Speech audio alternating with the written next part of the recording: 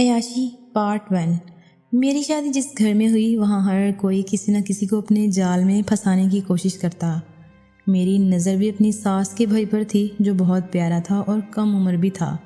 وہ میرے دوسرے حصے پر زیادہ مرتا تھا کیونکہ میرا دوسرا پچھلا حصہ زیادہ موٹا تھا۔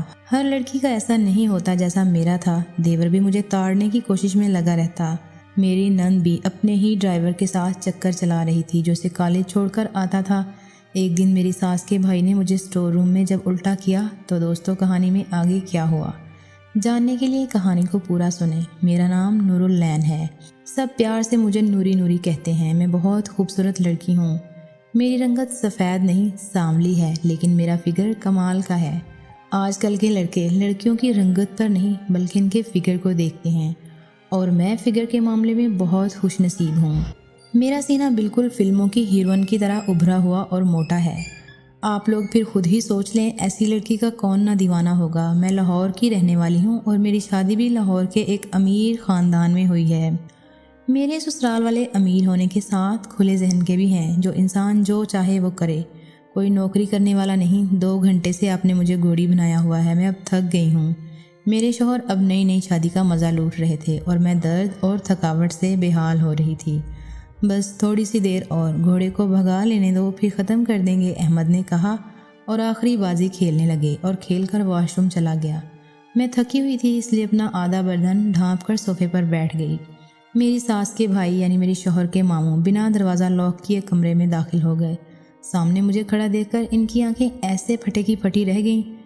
مجھے بھی شرارت سوجی اور میں نے چادر اپنے قدموں پر گرا دی۔ اب کی بار ماموں کا آنکھوں کے ساتھ بہت کچھ پھٹا اور کھلے کا کھلا رہ گیا۔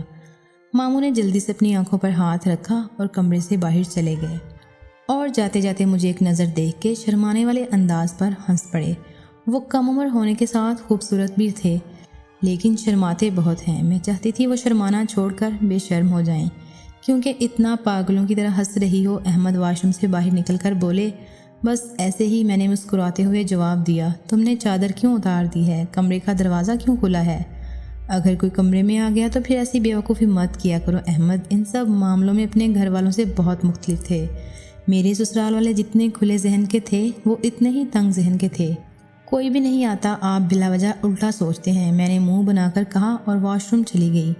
میں چاہتی تھی احمد بھی کھلے ذہن کا ہو۔ میں چاول لے کر کچن میں آئی اور اپنے لیے چائے بنانے لگی۔ میرا دیور بھی کچن میں تھا۔ وہ اپنی ماں اور باپ کی طرح کھلے ذہن کا مالک تھا۔ اگر چائے بنا رہی ہیں بھابھی تو 1 کپ میرے لیے بھی بنا دیں۔ وہ میرے قریب آ کر بولا۔ میں نے چولہے پر برتن رکھا اور پانی ڈالا۔ چینی کتنی ڈالوں؟ میں نے دیور سے پوچھا۔ چینی مت ڈالنا بھابھی، اب چینی میں وہ مٹھاس نہیں رہی۔ آپ 1 گھونٹ چائے پی لینا، خود ہی شہد کی طرح میٹھی ہو جائے گی۔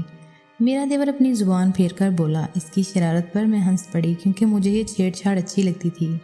تیمور سے مزید ایسی باتیں سننے کے لیے میں مزید اس سے الٹے سوال پوچھنے لگی۔ پتہ نہیں آج آگ اتنی کیوں کم ہے، پانی میں ابال ہی نہیں آ رہا۔ میں جھک کر جلتے چولہے کو دیکھنے لگی۔ میرا پلاٹ مزید باہر نکلا۔ میرا دیور میرے اس حصے پر گہری نظر لگا کر بیٹھ گیا۔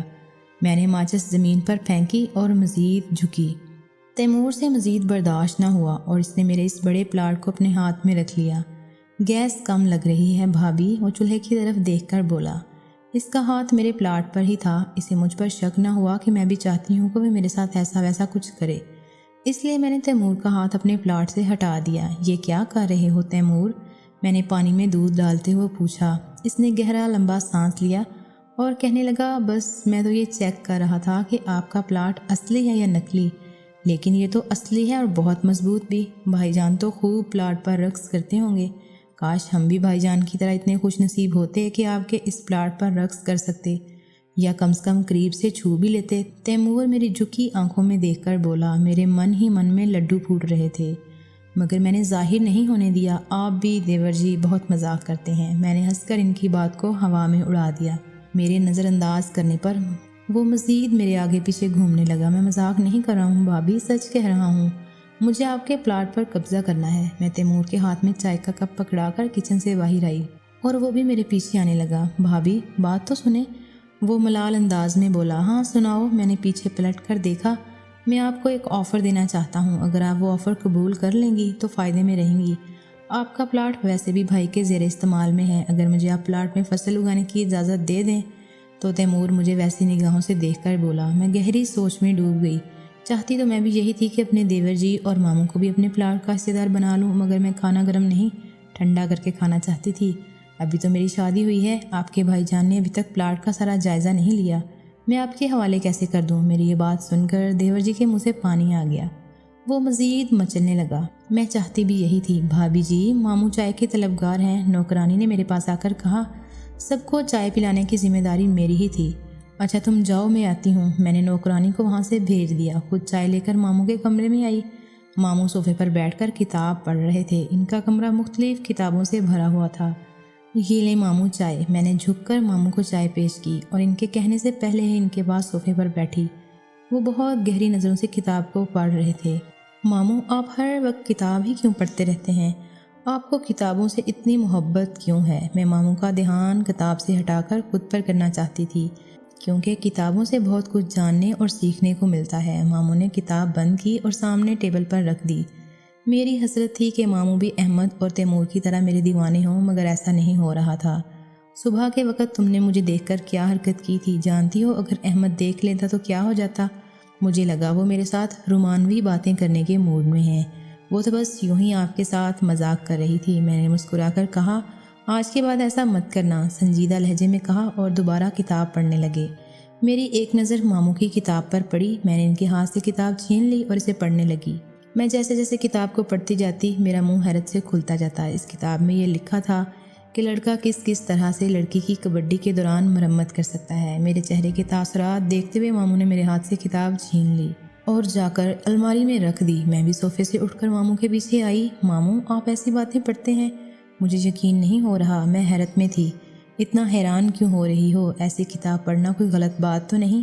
ماموں میری جانب اپنا چہرہ کر کے بولے، لیکن کیا فائدہ ایسی کتابیں پڑھنے کا جس سے آپ کچھ سیکھ نہ سکیں، اور جب سیکھ جائیں تو دوستوں کو سکھا نہ سکیں؟ میں ماموں کی گردن کو اپنے بازو میں لے کر بولی۔ ماموں کا چہرہ میرے چہرے کے قریب تھا۔ مجھے سب آتا ہے نوری، اور میں کوئی استاد نہیں ہوں جو سب کو سکھاؤں۔ انہوں نے میرے ہاتھ اپنے کندھے سے ہٹا دیے۔ وہ مجھے نظر انداز۔ میں بھی کہاں ان کی جان اتنی آسانی سے چھوڑنے والی تھی۔ اگر میں آپ کی شاگرد بننا چاہوں تو کیا آپ مجھے اپنے شاگرد کے روپ میں قبول کریں گے؟ میں ماموں کے پاس بیڈ پر جا بیٹھی۔ کیسی شاگرد؟ میں کچھ سمجھا نہیں۔ ماموں مجھے سوالیہ نگاہوں سے دیکھنے لگے۔ صبر، میں آپ کو سمجھاتی ہوں، میں نے کھڑے ہو کر کہا، اور پھر ماموں کی گود میں جا بیٹھی اور بولی، آپ سے تھوڑی سی کلاسز لینا چاہتی ہوں۔ اتنا کہہ کر میں نے ماموں کا۔ محترم ناظرین، اس کی اگلی قسط دیکھنے کے لیے ہمارے چینل کو سبسکرائب کیجیے اور بیل آئیکن کو کلک کیجیے تاکہ ہماری نئی آنے والی قسط آپ کو آسانی سے مل سکے۔